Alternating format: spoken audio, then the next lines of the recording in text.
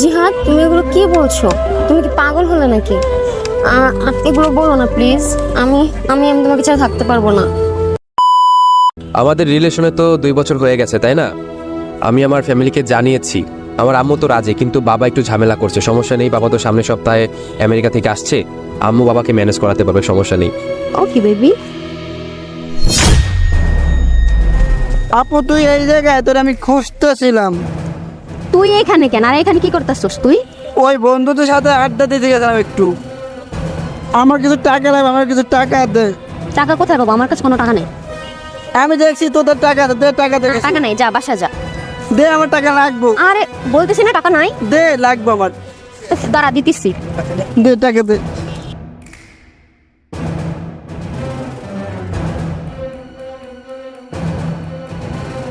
ঠিক আছে, তাই থাক, আমি গেলাম।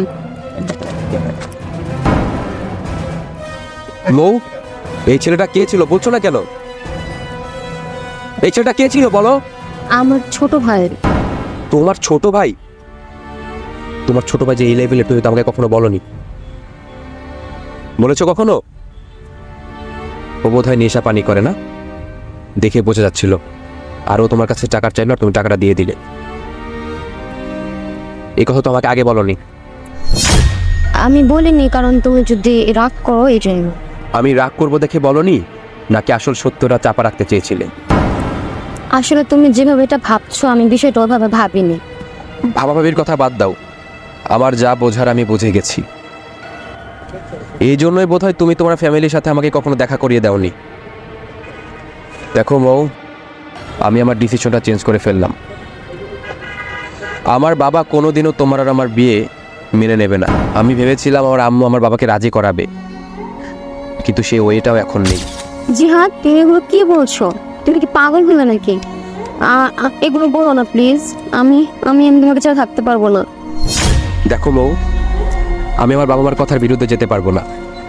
আর আমার বাবা তোমার এই ফ্যামিলিকে কোনোদিনও মেনে নেবে না, কারণ তোমার ফ্যামিলির সাথে আমার ফ্যামিলি যায় না। আর আমার মনে হয় আমাদের এই সম্পর্কটা আর না রাখাই ভালো। ভালো থেকে।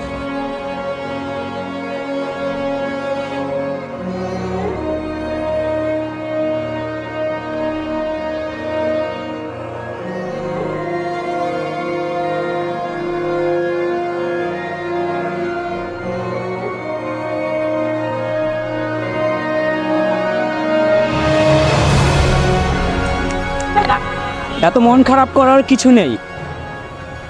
আমি আপনাদের ব্যাপারে ওই দূর থেকে দাঁড়িয়ে সব কিছুই দেখলাম। আসলে কি জানেন, কিছু মানুষ সাময়িক সময়ের জন্য আসে, আবার চলে যায়। সবাই সারা জীবন থাকতে পারে না।